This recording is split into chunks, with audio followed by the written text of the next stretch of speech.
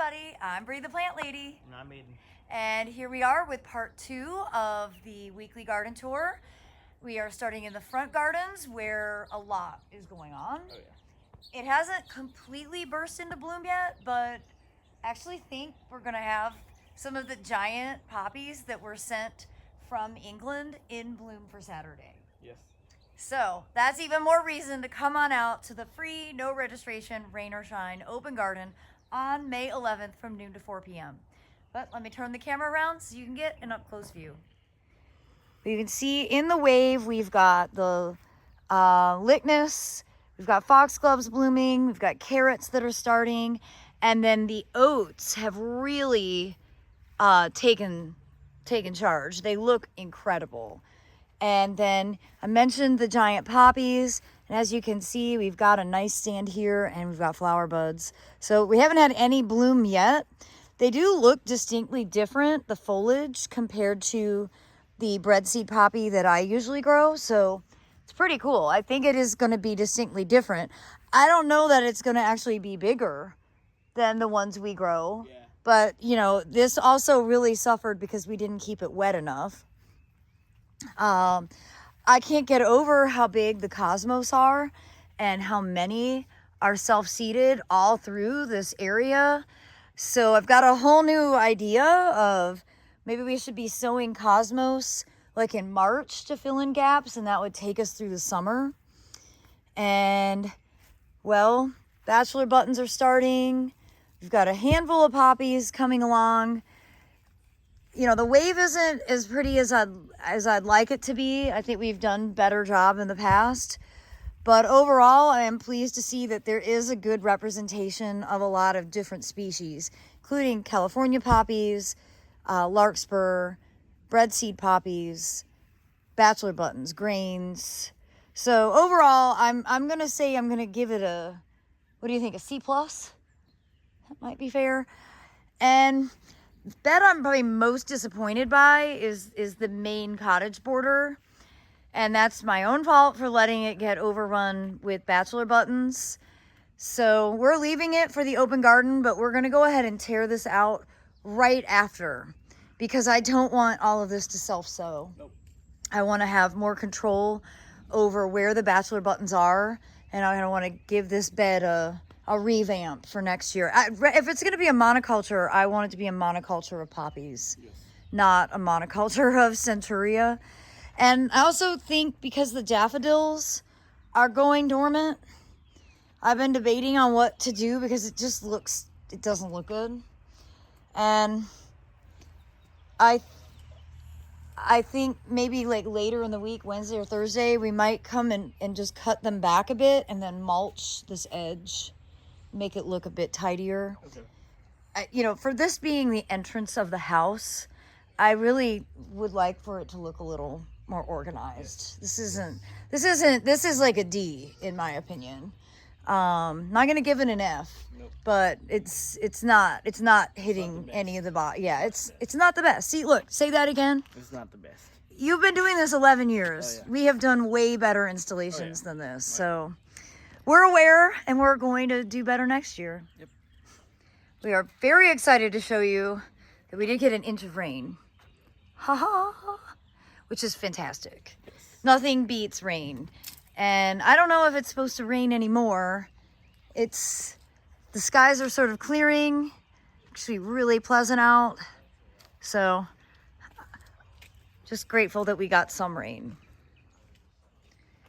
Well, over here in the shrub border, you see the eucomis, or the pineapple lilies, are really popping out of the ground. And we haven't done it yet.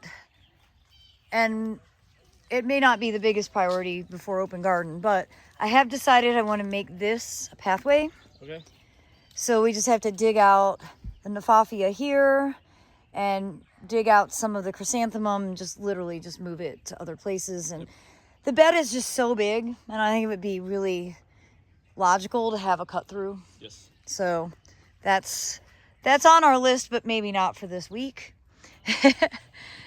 But obviously baptisias are blooming. Should show you here. I don't remember what variety this is, but it certainly is a nice yellow one. Blooming in a lot of shade. This border has become very shady.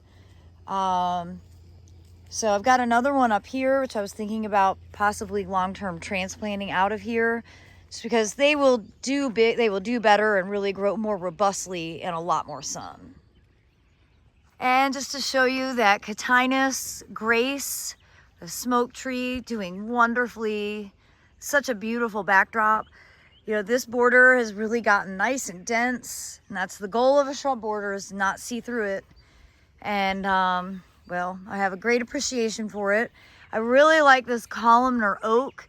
This is a Quercus warrii long, and we've never done any pruning to it. It's been in the ground 13 years. I think it's my favorite oak tree on the property. Well, as we come over, I know I just did a native shrub border tour, but to show you guys again, everything's doing really well. Everything looks great after getting some rain. This border has really perked up. I mean, last week, everything in here was wilted to the point I didn't think that it would bounce back. So I think we're gonna get another week or so out of it all. And you can see a lot of the perennials are starting to bloom. Here's a great penstemon in flower. And you can see Rudbeckia has already grown really quite a lot. And now an insect has done this to these Coreopsis, and I'm not sure they're gonna come back. You can see what it is right here. It's a shiny beetle. And yeah, they're all over. They're completely infested. So I'm not sure if that's gonna come back. And probably not. You can see, like, there's another dead one there. Right here too. Right? They're all through. Oh yeah. All of them are dead. Oh wow. Well, I guess we won't be replacing them with more Coreopsis.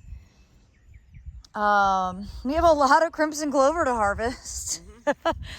You know, all of this is full of seed, and it's all super viable. So we'll figure out a strategy for that. Realistically, pop the heads off and pull them out. Yep. That redbud is looking great.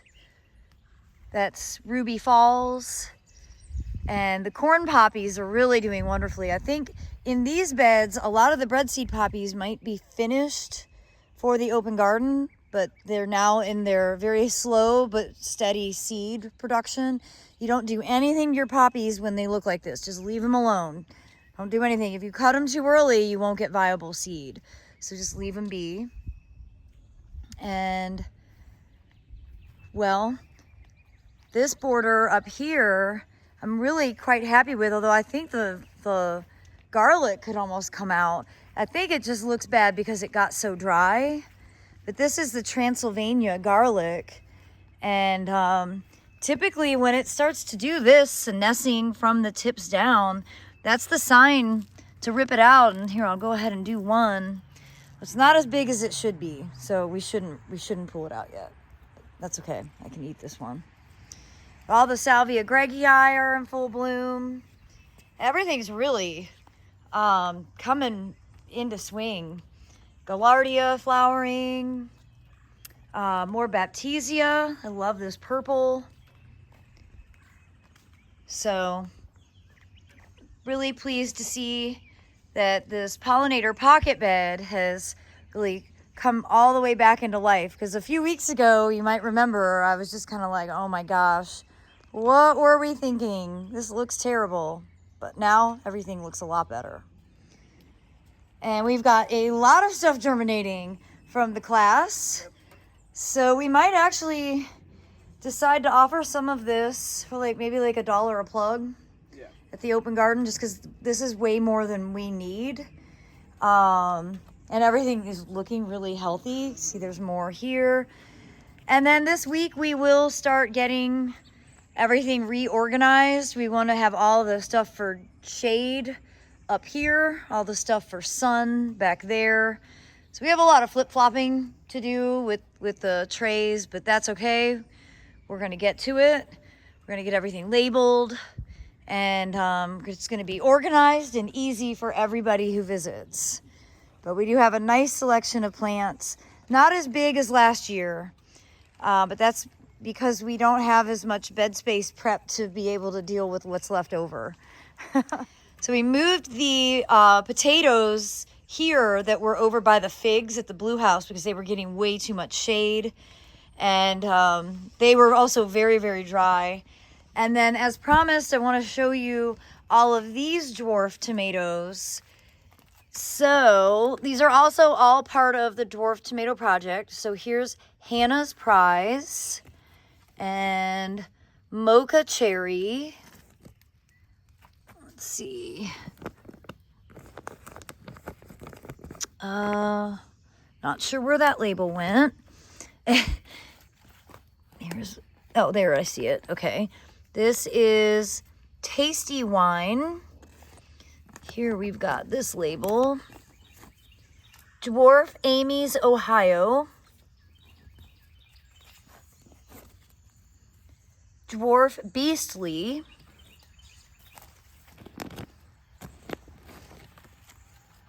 Dwarf Metallica. Well, I will be able to remember Metallica and Awesome. Gerald's Lightning question mark. I like it when somebody else puts question marks on a label. It makes me feel better. And Uluru Ochre? Uluru Ochre? I'm not sure. And then all of these pots are doing great. You can remember we planted these on the eclipse day, so April 8th. And so far, no zucchinis and squash, but lots and lots of flowers, as you can tell. They're all doing well. These are all trial vegetables. The potatoes across here look great. The fava beans are really amazing. I cannot believe how big these seed pods are.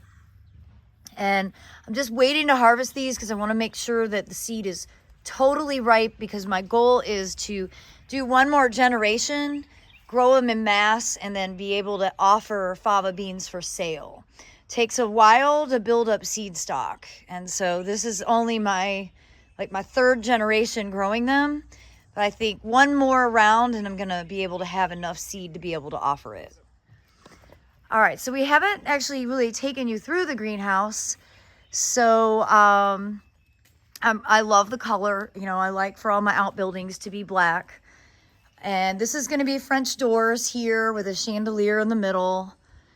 And we have a big 10-foot long farm table that's going in the middle. We're planning to have comfortable furniture in the corners. This is going to be an area with like sink and some utilities.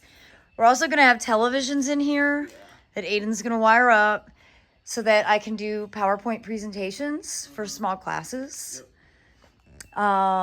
Really, I think the main thing that we need to figure out is mounting exhaust fans. So I'm not sure it was actually a part of the design. So this is the stage that it definitely needs to be addressed. Because without exhaust fans, it's going to be 1,000,000,000 degrees. Yeah. Like even in the winter, without exhaust fans, it will probably be too hot. So it's good. Can't wait to show more updates. I really am excited for it to be finished. Yes. And speaking of it being finished, I've been daydreaming about the ribbon cutting. And I think what I want to do is like a champagne toast garden tour, like a sunset garden tour. So maybe, but of course we can't make any plans until it's finished, but maybe that will be like the Saturday Memorial Day weekend. Yep. That would be awesome. Oh yeah. So if you're interested in learning more, I'd say maybe sign up for my newsletter at breegrows.com, because that's probably how I'm going to advertise it, because we really can only accommodate like 20 people. So, you know, it's not something that we can do like on a huge scale, but, I'm just daydreaming about like the classes that we're going to get to host, and that would be a fun way to get started. So, I do hope that you will keep in touch. I hope you can plan to join us on Saturday for the open garden. And as always, we thank you so much for tuning in. We look forward to sharing more updates. Happy gardening, everybody.